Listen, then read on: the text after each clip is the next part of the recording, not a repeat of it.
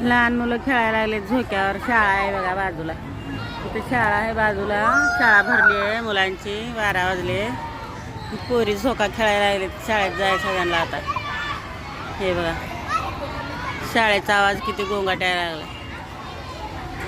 शाळेत जायला सोडून झोका खेळायला लागलेत. गार्डनमध्ये फिरायला लागलेत पोरी. हे बघा इथंच घराच्या बाजूला शाळा आहे बघा.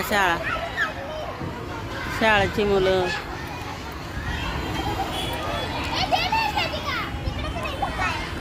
किती पोरांना लहान मुलांना आनंद वाटतं बघा. काय टेन्शन नाही ना मुलांना. मोठं झाल्यावरच टेन्शन भेटतंय माणसाला बघायला. लहान असल्यावर आम्ही पण असं शाळेला जायचं, खेळत मस्ती करायचो रस्त्याने, असंच खेळायचो लहानपणी. लहानपणीची आठवण झाली मुलांना बघून बघा.